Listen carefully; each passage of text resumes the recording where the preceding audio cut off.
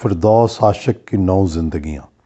مشہور اور پرانا انگریزی محاورہ ہے کہ بلی کی 9 زندگیاں ہوتی ہیں۔ اس محاورے کے مطابق بلی اپنی پہلی 3 زندگیوں میں کھیلتی کودتی ہے، پھر 3 زندگیوں میں آوارہ گردی کرتی ہے اور آخری 3 زندگیوں میں ایک جگہ قیام کرتی ہے۔ بلیوں کو اپنی جگہ بدلتے تو ہم نے خود بھی دیکھا ہے اور یہ بھی مشاہدہ کیا ہے کہ بلی اپنے چھوٹے چھوٹے بلونگڑوں کو بھی منہ میں اٹھا کر کئی جگہ گھماتی پھراتی ہے۔ زندگی کو مختلف ادوار اور انداز میں گزارنے کا فن بلی سے بہتر کوئی نہیں جانتا، یا پھر ہماری فردوس عاشق عوان ہے جو دیکھتے ہی دیکھتے کم از کم 5 سیاسی زندگیاں گزار چکی ہیں۔ دلچسپ بات یہ ہے کہ وہ ہر بار پوری آن بان اور شان و شوکت سے نئی زندگی میں اس زور آور انداز میں ظاہر ہوتی ہیں کہ اپنی زندگی کے پچھلے کیریئرز کی شان کو خود ہی ماند کر دیتی ہیں۔ یوں لگتا ہے کہ ان کی موجودہ زندگی کا موڑ ہی سب سے شاندار ہے۔ ابھی کل ہی کی بات ہے کہ طالبہ فردوس عاشق فاطمہ جناح میڈیکل کالج میں کلیلیں بھرتی پھرتی تھی۔ پیپلز اسٹوڈنٹ فیڈریشن کی سرگرم کارکن کے طور پر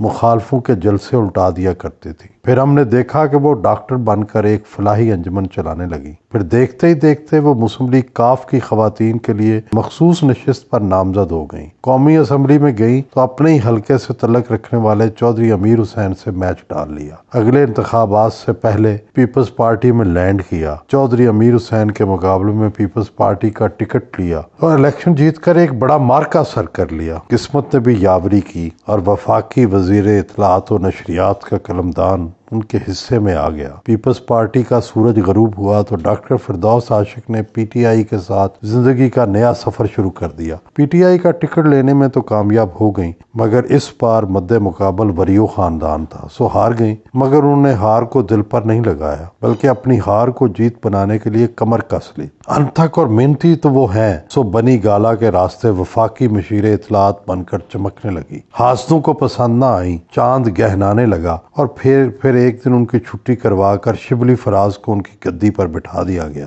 دھچکا تو بہت پڑا تھا، کوئی اور ہوتا تو سیاست چھوڑ دیتا، مگر ڈاکٹر فردوس عاشق ہار ماننے والوں میں سے نہیں، سو اپنی سیاست کی 5ویں باری میں وہ پنجاب کی مشیر اطلاعات بن کر پھر سے جلوہ گر ہو گئی ہیں اور یوں پہلے سے جلتے کئی چراغوں کو گل کرنے کا سبب بن گئی ہیں۔ ڈاکٹر فردوس عاشق پنجاب میں اس ٹاسک کے ساتھ آئی ہیں کہ وزیر اعلیٰ بزدار کے کارناموں کو ہائی لائٹ کریں، پنجاب میں اب تک جو کشتوں کے پشتے لگائے گئے ہیں ان کو لوگوں کے سامنے لائیں۔ دوسری طرف ان کو لانے کا مقصد مریم نواز اور مریم اورنگزیب کے مقابلے پہ کھڑا کرنا ہے تاکہ خواتین کا جواب خاتون ہی دے سکے۔ ڈاکٹر صاحب خود بھی چاہتی ہوں گی کہ وہ سیالکوٹ میں اپنے ناقابل تسخیر مد مقابل کو ہرانے کے لیے پنجاب حکومت سے ایسے کام کروا لیں جو کل کو الیکشن میں ان کے کام آئیں۔ ڈاکٹر فردوس عاشق کی 9 زندگیاں ایک مہمہ ہے۔ ان کے پاس کیا گیدڑ سنگھی ہے کہ وہ پاتال میں گر کر پھر سے عروج کی طرف گامزن ہو جاتی ہیں؟ کیا گوٹیاں لڑاتی ہیں کہ بند دروازے کھل جاتے ہیں؟ کیا طلسم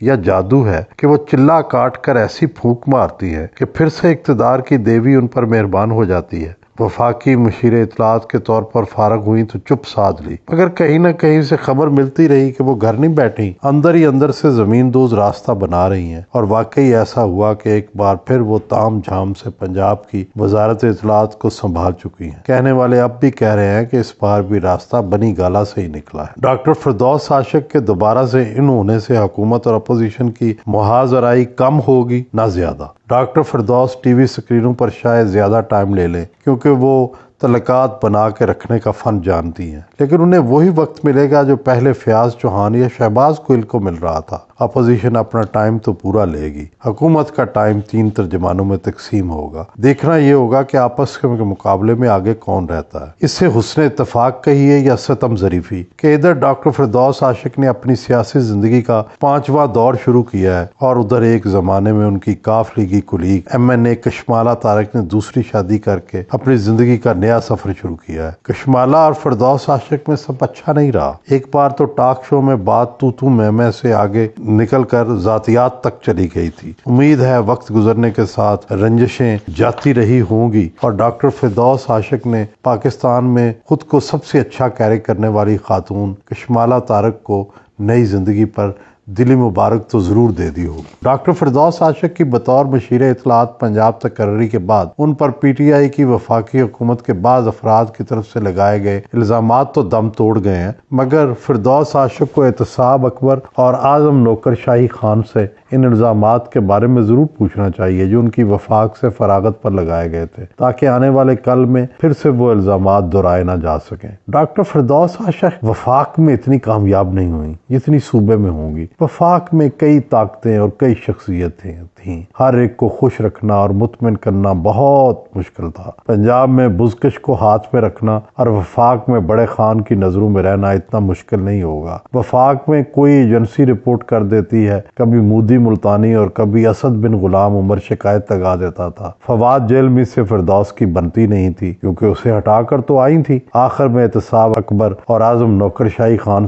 سے تو باقاعدہ دو بدو لڑائی ہو گئی تھی۔ مسئلہ یہ ہے کہ فیاض چوہان بھی تقریر و بیان میں اس فیاضی سے کام لیتے رہے کہ وزیر اعلیٰ کو بہت ہی بڑا کامیاب اور لائق ثابت کر چکے ہیں۔ ڈاکٹر فردوس وزیر اعلیٰ بزکش کو کیسے اس رتبے سے آگے لے کر جائیں گے، یہ ایک بڑا چیلنج ہوگا۔ سیاست اور صحافت دونوں کا چولی دامن کا ساتھ ہے۔ ڈاکٹر فردوس عاشق کا سارا سیاسی کیریئر ہماری آنکھوں کے سامنے ہی بنتا سنورتا اور بگڑتا رہا ہے۔ اتنے برسوں کے انٹریکشن کے بعد یہ بھی اندازہ ہے کہ وہ کھلے دل اور کھلے ذہن کی مالکہ ہیں، اس لیے ان پر کالم کے کالم باندھے جاتے ہیں اور وہ بھی ہلکی مسکراہٹ کے ساتھ انہیں پڑھ کر ہوا میں اڑا دیتی ہیں۔ ان میں لوگوں کو ساتھ لے کر چلنے اور چلانے کی خوبی بدرجہ اتم موجود ہے۔ آخر میں ہلکے پھلکے انداز میں یہ کہنا بھی بے جا نہ ہوگا، جس مہارت سے ڈاکٹر فردوس عاشق نے اوپر تلے آپ 5 نئے سیاسی کیریئر بنائے ہیں اور 5 نئے سیاسی جنم لیے ہیں، امید ہے اگلی حکومت جو بھی ہوگی ڈاکٹر فردوس عاشق اس کا بھی حصہ ہوں گی اور اس کے لیے وہ اپنا